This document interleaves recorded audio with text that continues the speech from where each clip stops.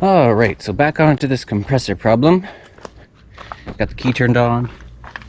We're getting power back to the pressure switch.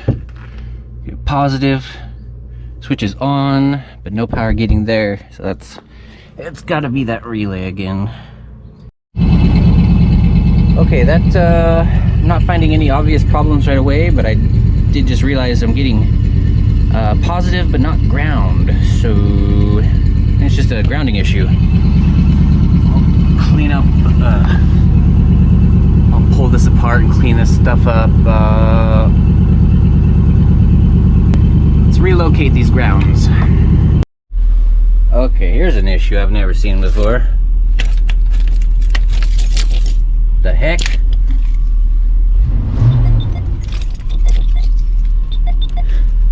I think there's a wire I need to go detach. I think I pulled a positive wire off the relay. I might have put it on the wrong deal. It might be sending power up to the ignition.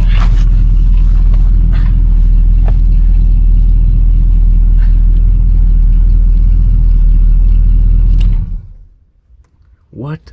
I think I'm gonna snip this wire and just run my own power wire back here. This is just... Oh, maybe this is the... I was thinking this is the power wire. This is actually, I think, the trigger wire. Triggers the relay to turn on. So I was sending power back to the ignition and keeping the truck on. Yeah, I'm gonna go ahead and just cut all this out of here and run 2 new wires back from the house battery bank. This, I would like this to have constant power, so if the bags start leaking out while I'm parked, I can have the option to keep it on. I'll probably have a heavy duty switch up in front, and then I can just flip this on when I'm ready to go. And it can just stay on because it has its own, it has a way to shut itself off with that pressure switch. So, all right, instead of ordering some heavy gauge wire, like I was thinking 6 or 8 gauge for just in case I wanted to add on some accessories in the back, but found some 4-in-1 10 gauge that will work just fine. I can use one set of these 2 for the compressor and the other set for something else if I want to put something back there. So anyway, let's run. I'm just fishing that up and through the frame, through the underbody, out to the back. I'll zip tie it up and then run it into the battery bank here behind me. I'll just run it up in there and then into the battery banks and add a switch. Alright, got the big old cable running up in here. I think it should work out pretty good.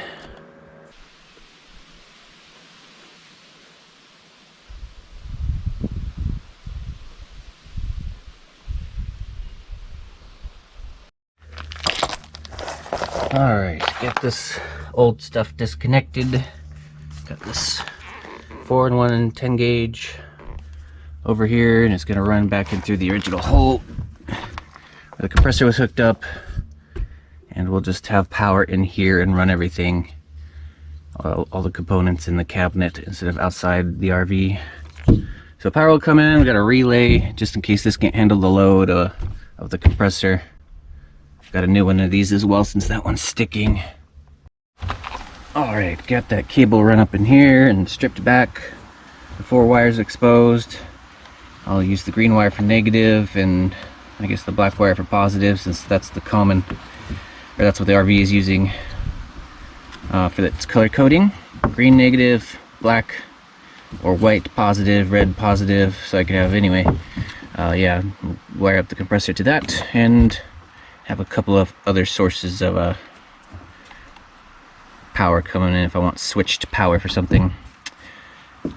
But anyway, for right now we'll just hook that up, put this back, put that right there.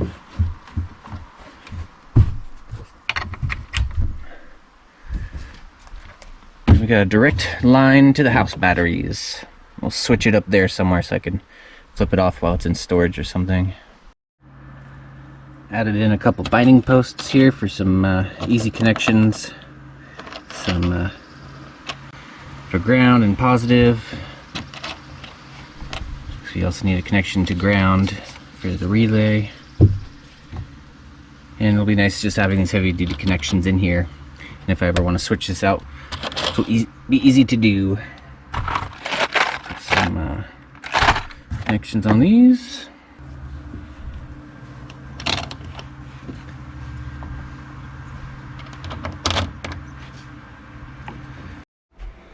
Alright, I'm going to try out one of these 30 amp cheap fuses I got a while back.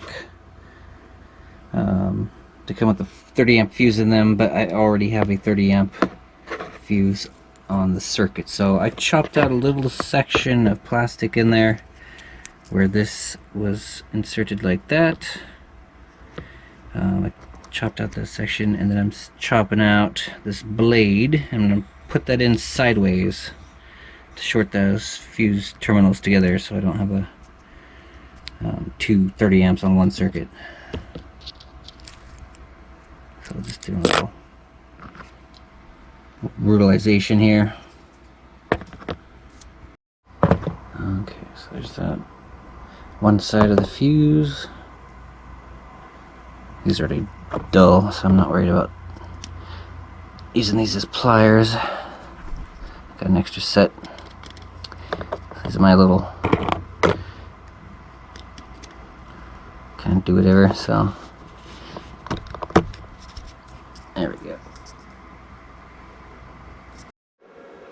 Got some new connections made on the pump. Realizing also that the gauge is no good. It's stuck just under 25 psi. Alright, it's got everything wired up. We've got the negatives running to the relay and the pump, or the compressor. Positive running to the pressure switch, which goes back to the relay. Coil side of the relay, which activates the relay. So pressure switch activates relay, relay activates compressor. That way the relay is handling the 30 amp load instead of the pressure switch. Might be rated for 30 amps, I don't know, but that's not something I'd want to... I'm not sure, but I would not trust this to handle a load. So we got a relay in there. And that comes up into the battery cabinet. Got a 30 amp fuse. And we got a new switch.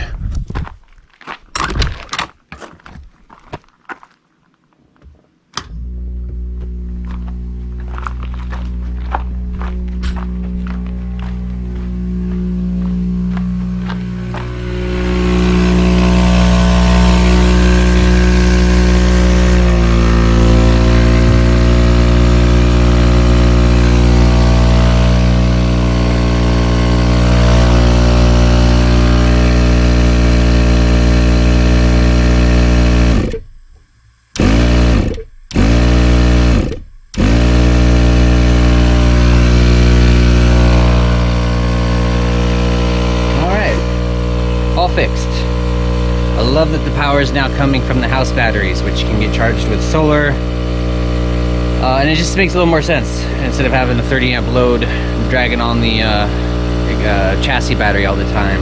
It also turns on when the ignition key is on, so it's, you know, it's making it struggle. Just a lot better setup. I like it.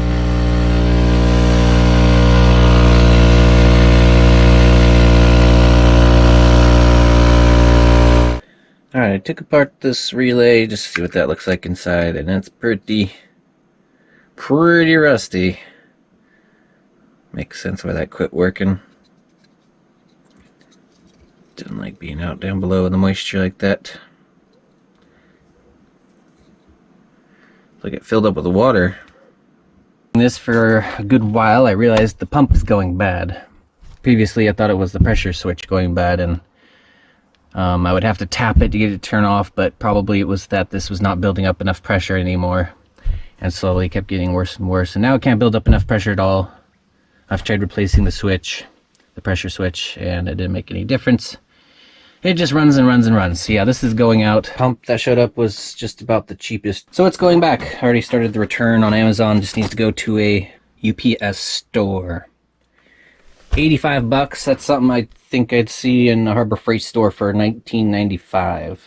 I'll buy another one of those red pumps. That's a little better deal. Still made in China, but I need something today.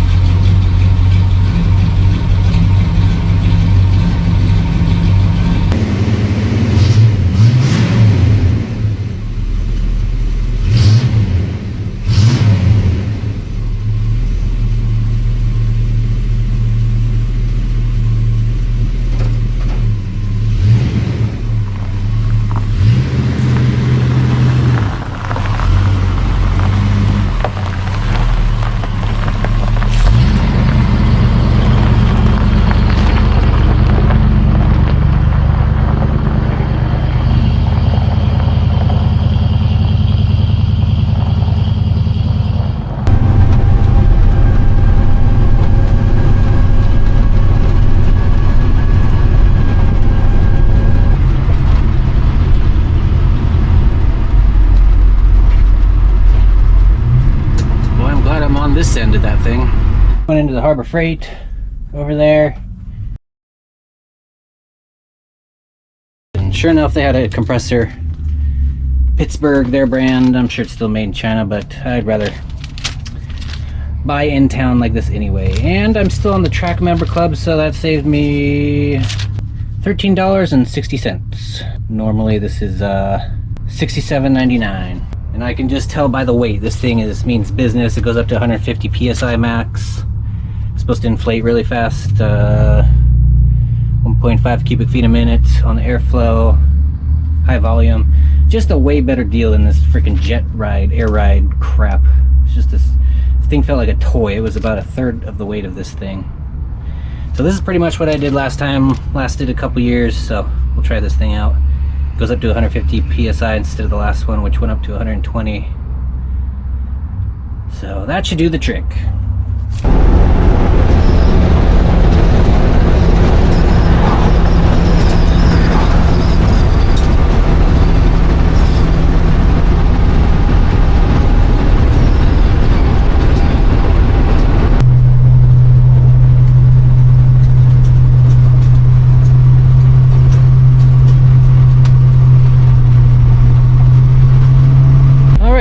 Nice little trip there. Had a little problem with getting it started. These wing nuts on the deep cycle battery aren't staying put. I had a feeling that was it, and I reached up in there without thinking about it and burnt the crap out of my hand because one of them was pretty loose. So I think I need to take those wing nuts off and just put regular nuts on there.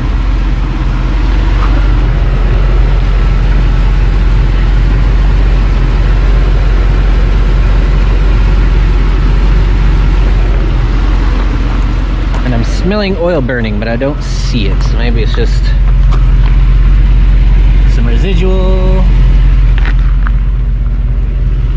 or I'm just being paranoid. But something to keep an eye on. I think it might be dripping oil still. Smells like it's dripping onto the exhaust. Alright, let's try out this new compressor. Much happier with that purchase than I am with the $85 piece of crap from Air Ride. So you turn this off. Alright, let's take a look at this. I think this is like the same company, Valair or something like that. It looks like kind of like the same pumps. It definitely has the same hose in it like it did in my last kit. And that last kit I got on Amazon, but it was easily found in local auto parts stores. They also carried it on the shelf for about the same price. I could not find that same kit again though. It's not on Amazon, and I didn't check it at auto parts store, but I have a feeling this is the upgraded version. Also comes with the carry bag, like my last one. Though this bag is a lot bigger. Feels heavier too.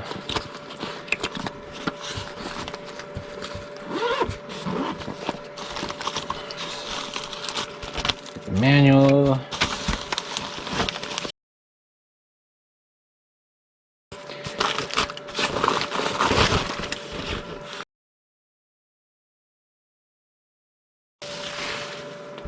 Oh, I like the diamond plating in there. That's cool. Surprisingly, that is not plastic. Just, yeah, screams cheap all over it. The painted plastic cover, but I am not going to complain. This, I wanted something I could do over 120 psi, so I got this. It does 150. And we got probably the curly cord thing in here. Yep. Yeah, a little different on their design, that's for sure. It's got a built-in gauge. Falling apart before I even use it. Looks like I can unbolt this and put that on my setup down there. As a quick release, let's go find out what I can do with that. Back compression fitting comes off, and there's just a barb.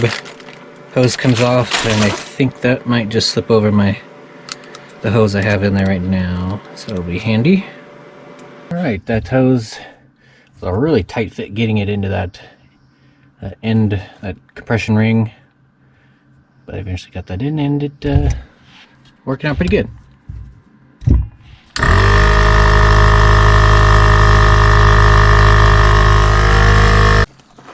Alright, pump just shut off. Good news, it means it can pump up enough pressure to shut the pressure switch off. Alligators cut off, connections put on, ground and positive. Got the old pump. And new one.